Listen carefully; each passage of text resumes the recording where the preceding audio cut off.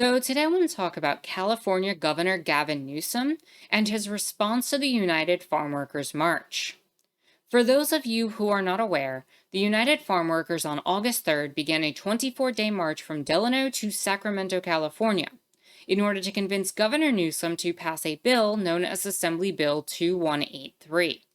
That bill, if passed into law, would enable potential union members to vote by mail, so that they would no longer face intimidation tactics from management during in-person elections.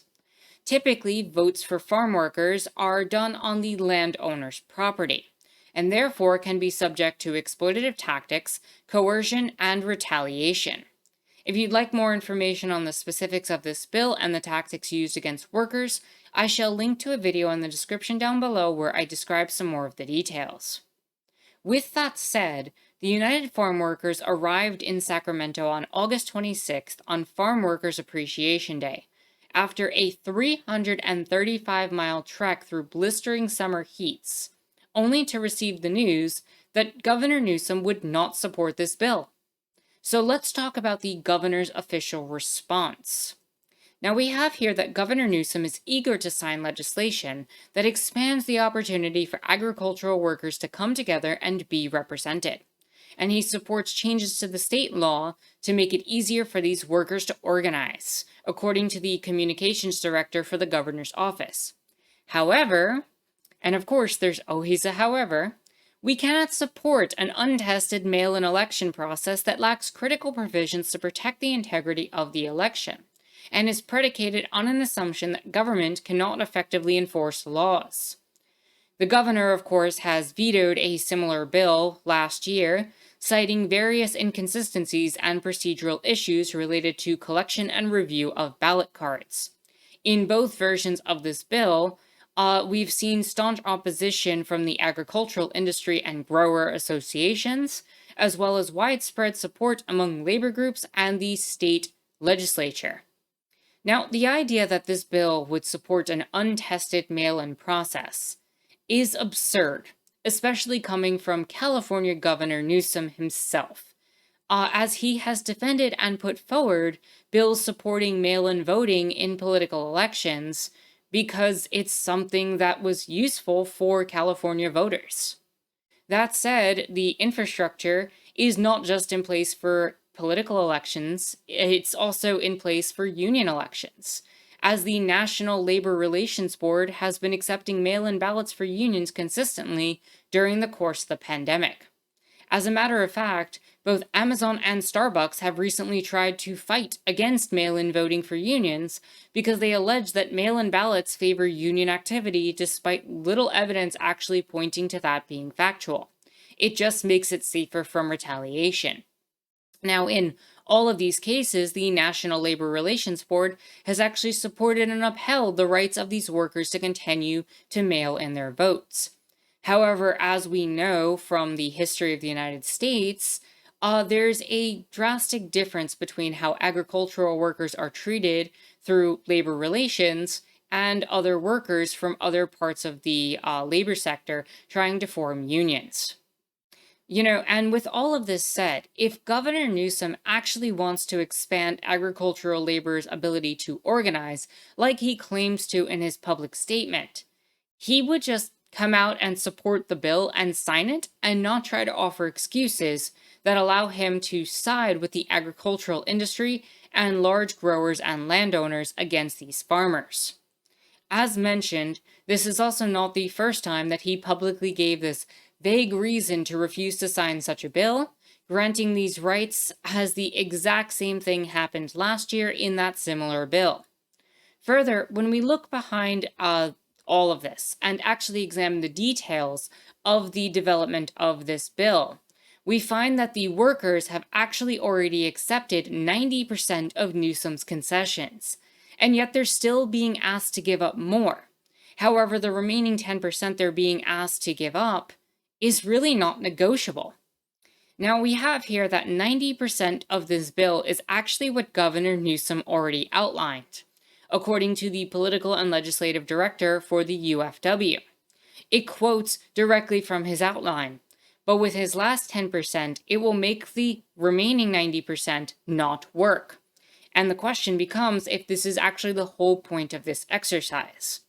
Now, here's what the union has already agreed to. Newsom wanted all ballots to give farm workers voting in an election on whether or not to unionize a simple, singular choice between a yes or a no. The union acquiesced to this. He wanted the California Agricultural Labor Relations Board to handle and mail all ballots. Okay, this was accepted. And it's even more evidence that his public statement doesn't really make sense, as the infrastructure is already here, or else this wouldn't be part of his own specific points. Further, he wanted each and every worker to receive a ballot directly from the ALRB and nobody else. Fine, this was accepted. So what is it that Governor Newsom wants as the remaining 10%? The sticking point here is that he also wants employers to know exactly when ballots will be going out from the very beginning of the process. And that's a big problem. And the reason for this is that there's a lot of history of intimidating and even deporting workers that are known to support the union. This is well documented. And as we know, employers who've signed up for a labor peace process definitely know that an election is a possibility, and they're informed as soon as 51% of workers have asked for a ballot, which basically does the following. It tells employers from the outset when they need to coordinate with ICE in order to rob workers of even a fighting chance to unionize. There's a long history of this actually happening, where employers use ICE to squash union formation and any form of organization against the structures of big businesses. Historically, this has been especially true of workers trying to organize as part of the UFCW, the United Food and Commercial Workers. We've seen several plants in Mississippi get hit with this, as well as other parts of the southeastern United States. This last concession here would truly destroy and break down the bill. But as they mention here, that Newsom sounds way too much like Donald Trump when he talks about election integrity. If mail-in ballots are so risky, why is he sending them to every Californian? The exact same question that I just asked before. And let's not forget that if the union is found to have cheated in any way, it automatically forfeits the election, meaning that there's a lot riding on the union successfully and honestly complying with all of the laws.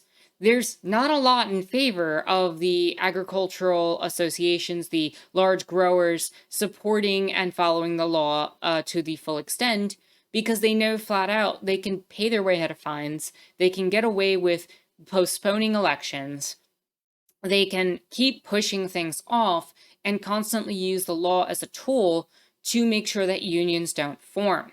Again, most of the burden is already on the union, and that is not lending itself to a positive outcome. Now, the last concession here, again, would break down the rest of the bill. It would make it essentially a useless bill, right? So this leaves farm workers in the exact same place if they concede to this 10%, meaning it's actively not in their interest to do so. The point is clearly to protect business interests with this last 10% that Governor Newsom is calling for, and use ICE in this way as an anti-union tool. So the question comes up, why might Governor Newsom want to support agricultural industry and large growers over farm workers in this way? Well, on the exact same day that the UFW marchers arrived in Sacramento, the governor announced a bit of different news. And this one is a little bit more on his personal economic front. We find that the wine company, co-founded by Governor Newsom and San Francisco billionaire Gordon Getty, acquired a major Napa Valley vineyard for $14.5 million, a 129-acre vineyard that was purchased in Pope Valley. So yeah, this is what he did on the exact same day, August 26th, that the farm workers came out and arrived for Farm Workers Appreciation Day. Not only is this more than a bit of a conflict of interest, it feels like an obvious slap in the face to farm workers. Let's be real here. Who's going to be working on his vineyard? California farm workers. Given his class interest, who does he not want to see unionized and demanding better pay on his vineyard? The farm workers that are working on his farm. Therefore, it's in his interest to not support the United Farm Workers and their efforts.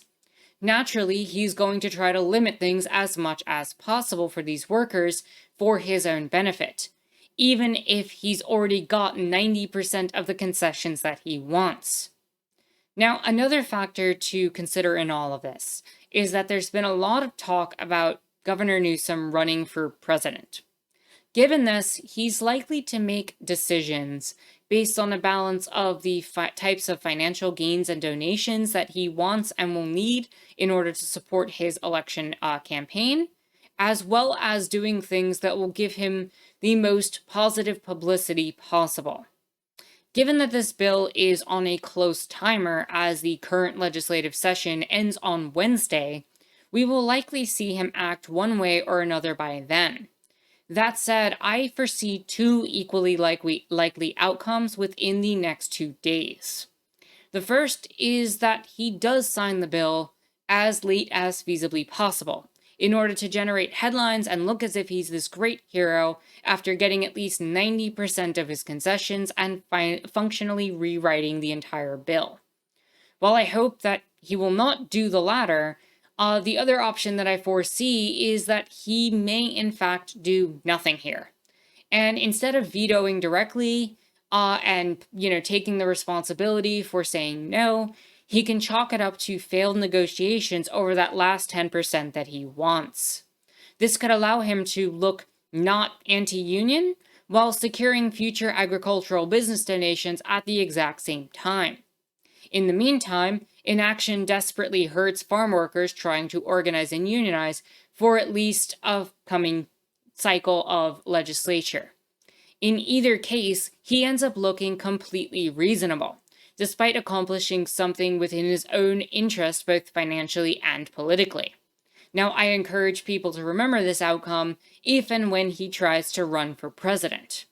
That said, we can only wait and see which decision he makes, likely either later today when this video comes out or tomorrow. Whatever the outcome from Newsom and the state of California is, I also want to highlight that we need to support and come out in favor of the United Farm Workers. And the response that we've already seen has been quite strong and immensely positive.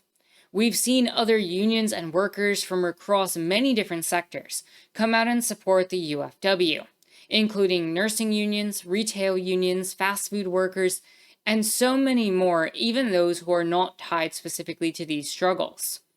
The fact remains that this large amount of support of agricultural workers and the continued rise and recognition of their essential place in producing food is something that can only help expand these workers' rights in the future. Large crowds have gathered to demand that Governor Newsom sign this bill, and 24-hour vigils have actually been set up to push for this. If you happen to be near one of the 4 locations where this is going on, do consider going and joining.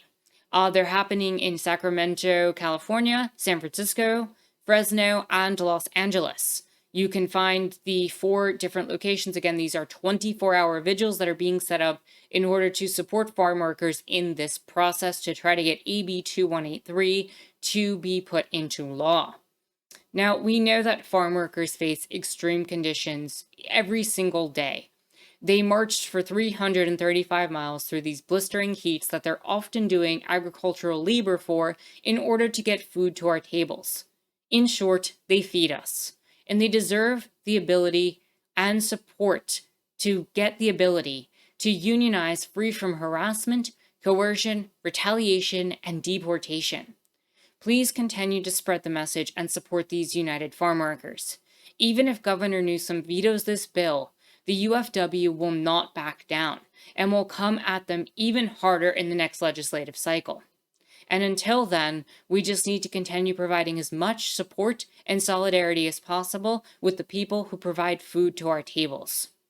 So with that said, if you've enjoyed what you've watched here today, consider liking the video, subscribing, and leaving a comment, as well as consider joining my Discord where we have political conversations like these. If you're in a financial place to do so, and only if you're in a financial place to do so, please do consider supporting me on Patreon, especially as political content like this can often be demonetized on YouTube. The links for everything that I mentioned are in the description down below. And with that said, my name is Anarchist Tara. Thank you so much for watching.